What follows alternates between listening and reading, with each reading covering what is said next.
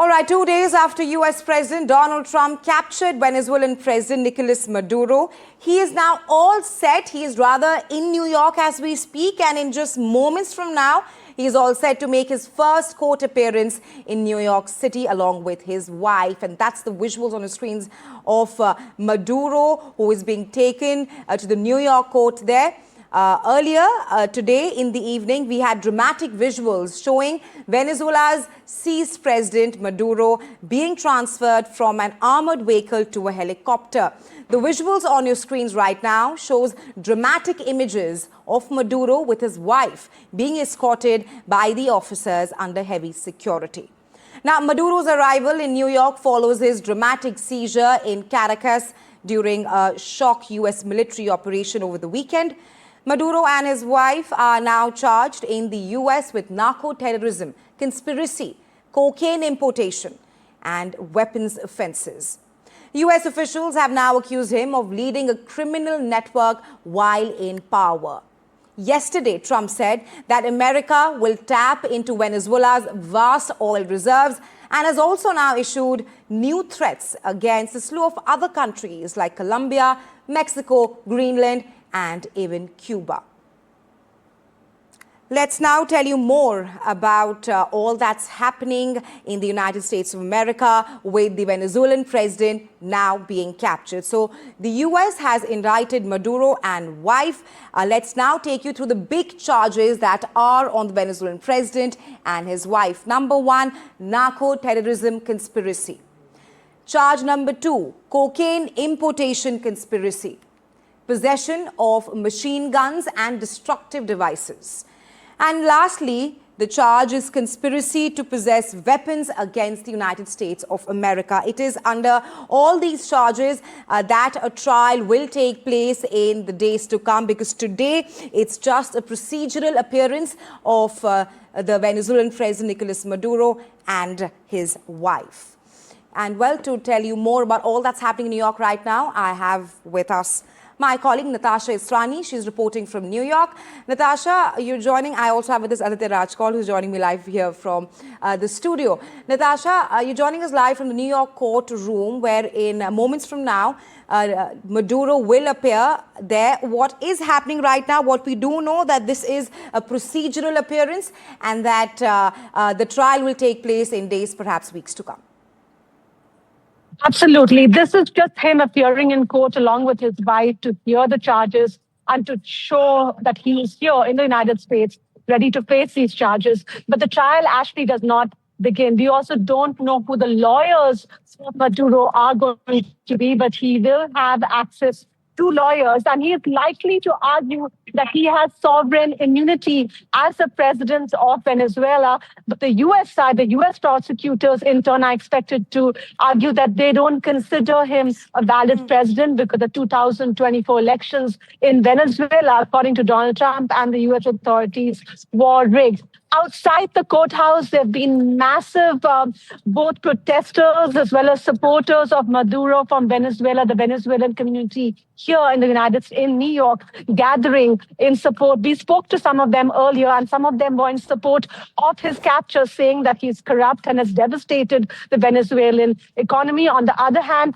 we've been hearing from those who feel that Trump is really wrong and violating international law in going into another country and then bringing out the president in that brazen attack. So as to the legal proceedings, this is again just the beginning, and it could take a really long time, according to legal experts, for all of this to wind its way through the U.S. federal court system. Right, I'm also being joined by Victor Amaya, who's joining me live from Caracas.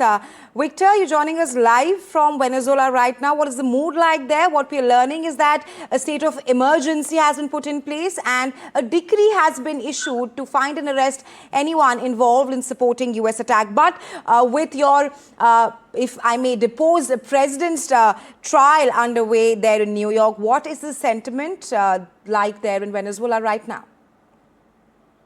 The sentiment, thank you for having me. The sentiment in Venezuela is that Maduro is out of the country, but nothing has changed inside the country. His government is very well in place. Every minister is in the respective positions. And now the vice president is acting president of Venezuela and continuing with the policies of Nicolas Maduro. So the feeling is that a lot has changed and people follow the story of Nicolas Maduro in New York now, but at the same time, it's like nothing major has happened inside the Venezuela on a political scenario.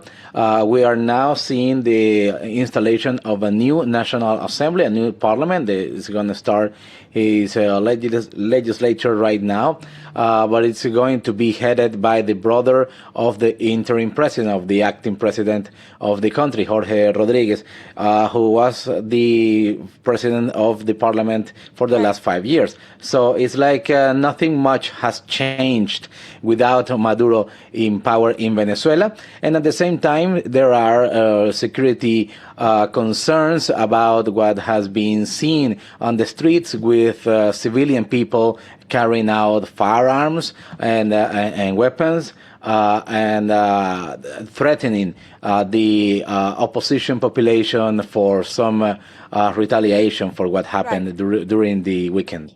Right, Victor. Coming to you, Aditya. Now, when deposed Venezuelan leader Nicolas Maduro, he's there in front of the New York court there. The last time something like this happened, Aditya, was in 1990. That's during when the Latin American strongman was toppled by U.S. forces. We're talking about Panama's Manuel Noriega. Your thoughts on where this is headed to, the trial underway, what's next for Venezuela? Your thoughts on this? Well, over the last 48 hours, Rahesha, we have seen very unprecedented developments taking shape. A country is invaded, a leader is almost kidnapped and abducted. And the way it is done, it's almost like a Netflix series running on the television sets. And that's what Trump remarked as well, that he almost felt that this was a television series. Now, after 48 hours now, we are witnessing the Venezuelan president being produced inside a court in Manhattan. What will really happen is that this is basically just an initial technicality. There's no big hearing that is going to happen. The judge is going to explain the charges that are against Maduro right now and his wife. You explained the four main charges, which is, of course, narco-terrorism conspiracy, cocaine importation conspiracy, possession of machine guns and destructive devices, and finally, the conspiracy to possess machine guns and destructive devices. Apart from this, since this case may not have any bail conditions, so bail conditions are ruled out, but then a future course of action, a future date could be arrived at. What we know so far is that the US authorities allege Maduro was using his diplomatic cover, official position and alliances with criminal organizations like the Sinaloa cartel and the Tren de Aragua to in fact run and facilitate drug shipments and hide proceeds from Venezuela to the United States. Now, Donald Trump has also come out and threatened not just Venezuela, but also Cuba, Colombia, Mexico, and several other countries in the region. In fact, even as we speak right now, Raisha, there's a United Nations Security Council emergency meeting being held where Russia and China and several other countries have hit out at the United States. The US has said that we are not at war at Venezuela or its people, but this is a war against drugs. We'll have to wait and watch how things unfold, because this is establishing basically a changing world order where Europe's position is weakened, where Russia and China are more emboldened, and US certainly is not abiding by the international rules-based order. Right, and US has perhaps struck a defiant tone, what you were also mentioning, Aditya. Coming to you, Natasha, we've been talking here about how this is historic, sitting president there at the New York court. Now, Maduro's lawyers are expected to contest the legality of his arrest, arguing that he is immune from prosecution as a sovereign head of state. You, of course, mentioned that this is just a procedural appearance and the trial will happen perhaps in days or weeks to come. But talk to us about the legality of Maduro's trial and where things stand right now. Right. Maduro's lawyers are going to take a precedent from the Panamanian leader, Manuel Noriega, who also argued the same thing. He said, well, he's president of Panama and does not have sovereignty and cannot be accused of narco-terrorism in the U.S. courthouse. Well, while Noriega really pursued that argument, it came to naught. It did not work. So the chances of that working through the U.S. federal court system are really unlikely and really low at the moment. Norega's lawyers are going to argue that he is a president, he has sovereignty, but we have a slew of international norms which are going to be put into really close scrutiny already in parallel to all the developments. Here behind me is the United Nations, which is just a few kilometers south in Manhattan, where they're having a UN Security Council resolution, which is also discussing the legality of the United States going into Venezuela and bringing out the leader. So at the same time, Donald Trump and his team has thought about this. This has been in the works for weeks, actually months now. So they have also laid out the federal authorities what they consider to be a strong case of narco-terrorism. They feel they have proof when it comes to Maduro's transactions, financial transactions, including that of his wife, and they're going to have to produce that in court, and they plan to produce that in court. So this is going to be fascinating to watch from several different legal angles as it unfolds and as the trial really begins here in New York. Right, Natasha. Of course, we'll track that very closely with you.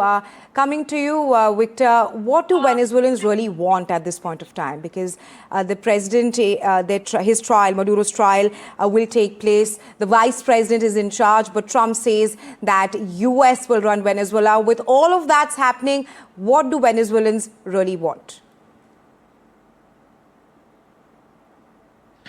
I think Venezuela wants a real transition in Venezuela. In July 2024, the last presidential election, 70% of the voters in a highly restrictive election voted against Nicolas Maduro, voted in favor of Edmundo Gonzalez. That has been proven by several machine tallies of the votes of that day. But Maduro claimed that he won the election and he continued in power. I think the majority of people in Venezuela wants that vote to be held like a real thing, to being translated into reality. But the reality is also considering what Marco Rubio said. Maria Corina Machado and Edmundo Gonzalez has no grip on power inside Venezuela. Most of the Venezuelan opposition leadership is in exile nowadays. So there is no certain path for a political transition right now in Venezuela that doesn't go through the system of the Chavismo government now in place. Right. Stay safe, Victor. Thanks, Natasha, Victor and Aditya, for joining me on Newsnight and sharing your insights with us on this. All right, let's now tell you what's next for Venezuela after Maduro's capture. What are perhaps the possible scenarios? Number one, first, Trump could declare victory and then walk away. So that's scenario number one. In this scenario, Trump will proclaim mission accomplished, parade the capture of Maduro as a triumph of American will, and then rapidly reduce the US footprint. In such a scenario, Venezuelan institutions would be largely left intact. So that's scenario number one, that Trump declares victory. Moving on to the second scenario. In this scenario, Washington will perhaps use its US escalation to install friendly opposition. That is, that Washington will use its new position to push forcefully for complete regime change in Venezuela.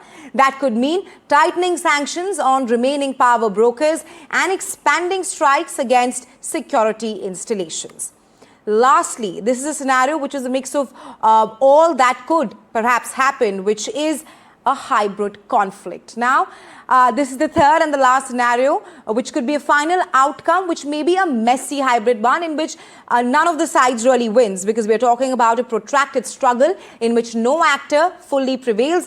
Maduro's removal could weaken the opposition, but not erase its networks in the military. The US under Trump will be militarily powerful, but constrained by domestic fatigue with foreign wars. Now, this is a hypothetical situation we are talking about here. The possible scenarios after the situation that Venezuela is in.